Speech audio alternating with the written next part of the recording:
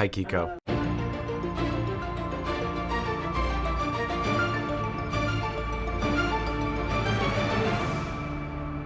Thank you for taking the time.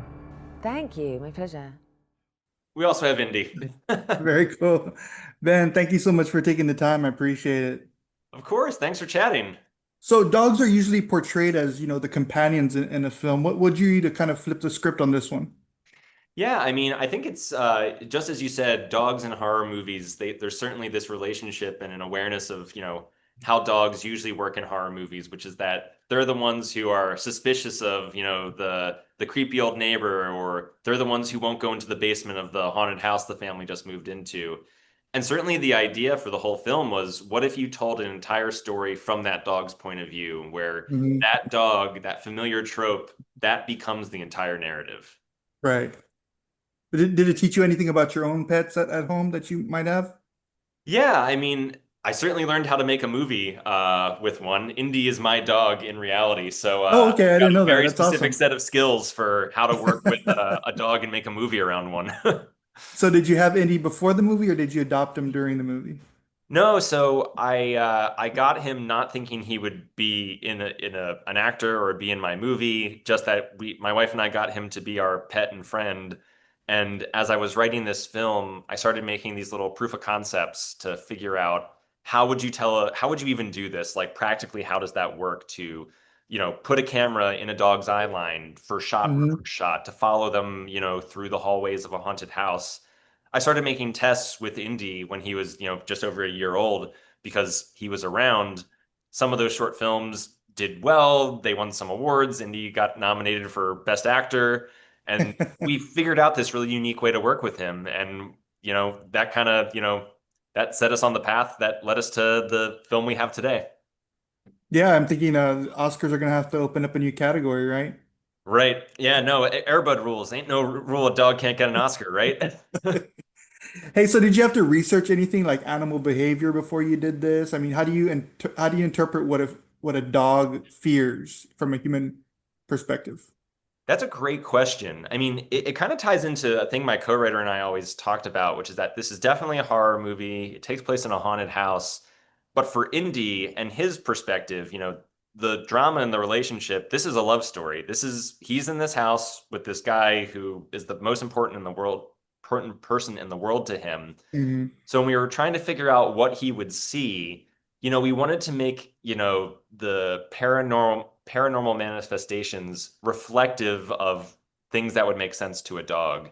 Right. Like the Grim Reaper, for example, a skeleton with a scythe. That's a metaphor that only makes sense to people.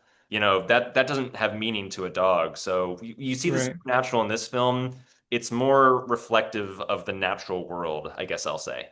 Yeah, definitely. I have a pug and a Shih Tzu myself, and I think if they're in this film, they'd just be under the bed the whole time. So I think Right. Yeah, I don't think Indy would fare that well against an actual supernatural force. I guess that's something I've learned about Indy. So were you influenced by any other films, just throughout your life that you've seen for this one? Oh, certainly. I mean, I think just that idea that, what if we took the concept of the dog from the kind of classic haunted house film and told a whole story around them? The one that was the most influential was the golden retriever from Poltergeist. Mm. If you remember, that film even Yeah, begins, it starts with the golden retriever before we meet any of the people wandering through the house, clearly clued into that there's invisible forces at work before any of the people realize it.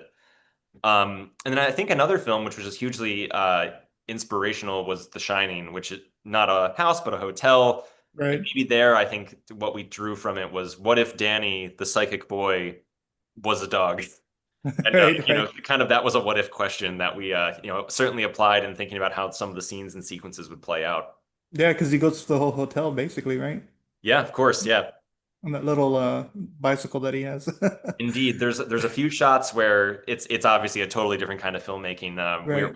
not taking a steady cam through the endless hallways of the hotel, but we follow Indy not dissimilarly as Kubrick follows the big wheel through a Right. few corridors and garages in our haunted house. So did you rely like to make the dog quote unquote act? Did you rely more on the training aspect? Or did you get a lot of that done in the editing room and use kind of like visual tricks? What did you rely more on? Yeah, it's definitely a combination, and I think, so much of what appears to be a performance, in fact, is the filmmaking suggesting how the audience is supposed to feel, and then the audience projecting that onto the character. Yeah. And this is true in all filmmaking, but really true with a dog who certainly has no idea he's in a movie, does not understand what acting is. There's scenes where, for example, Indy is just staring very intently off camera, and we see the point of view shot of what he sees, and it's a spooky corner. And the audience does the math and says, that's a scary corner, the dog must be scared. The reality is no, the dog is looking at me going blah, blah, blah, blah, blah, blah, blah, to control his point of view, and he's wondering why is dad making a silly sound, and you're getting him kind of squinting like he's trying to perceive something. The filmmaking, the editing, the juxtaposition, that's what creates the performance. That's awesome. So was there ever a moment when Indy, used his natural instincts and didn't follow your instructions that, made a scene perfect? Oh, yes, I would say there's plenty of times it did not make a scene perfect, but there are a few times he did things we could not have expected or planned for that are some of my favorite moments in the movie. And it's little things like his character at one point escapes danger, then comes back and makes this heroic turn, and before doing, the heroism, he shakes off, like in a very classic dog way, and it kind of reads like he's like, the hero stretching out before going into like the final fight. It's little things like that that I could not have predicted, I couldn't have planned for, I wouldn't have even known to ask for. But Indy would just do, and we filmed for so long. It was a very unusual, very lengthy shoot that, Right. in the editing room, you could assemble those little gestures, and make the performance feel really nuanced. That's awesome. So do you think that a horror movie like this would be scarier for a traditional horror movie fan or a dog lover who's just really scared about what might happen to Indy? It's a really good question. I think horror movie fans, part of the reason it might be really scary for a horror movie fan is that the trope of the dog in, the beginning of a horror movie who realizes that there's trouble afoot before any of the humans do, it might be really scary for them because in most horror movies, that dog doesn't make it out of act one. The evil, comes for the dog, before the humans realize what's really going on. At the same token, I think dogs are just kind of universally relatable. It's so easy to just see the film as soon as it starts. For frame one, I've been in the screenings for the film festivals, and the audience goes, "Oh!" So we're so on this character's side. He's so, charismatic by just effortlessly being himself. I can see why it would be scary for anybody. I thought it was an unwritten rule in Hollywood that if you have a dog in your movie, you better not hurt it. Yeah, I think that's absolutely true. I mean, there's a whole website called Does the Dog Die that Right. endeavors to answer that question for people who need that spoiled for them ahead of seeing a film. If you were to turn this into a franchise, do you think it could become something else and explore another animal's perspective, or is this just for dogs? I think dogs, I actually do think you could do this from more animals' perspectives. I think one of my favorite parts of film festival screenings has been people coming up afterwards and telling me, "Oh my gosh, my dog does that." And I think that kind of proves the relatable core at the heart of the story. But one of my favorite versions of that reaction was someone saying, "My parrot does the same thing." And I keep thinking about that parrot version of Good Boy, Good Bird, I guess, Oh, where pretty bird, a pretty bird. now the bird can talk, like just how spooky it would be to be you're home alone and a bird starts speaking in a demonic voice. I think there's something there. How many treats did Indy get after this production wrapped? Oh my, a lot.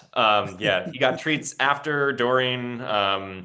Yeah, food is obviously a great way to motivate him. What we would do sometimes to some of those scenes where you mentioned it's kind of like we're following Danny on the big wheel through the hotel. To Right. get Indy to stay on his route, we would sprinkle a little breadcrumb trail of his treats to get him to follow. And it looks like it's like, man, that's a dog like hot on a scent following, this evil supernatural force. It's really just a dog, eating his food off the ground. But yes, he got a lot of treats, a lot of praise, a lot of belly rubs throughout the whole production. That's awesome. Hey, Ben, well, thank you so much for taking the time out. I really appreciate it. And congratulations on Good Boy. And we can't wait to let more people know about it. Thank you so much. We're excited for everybody to see it. Thanks. Have a good day. You too.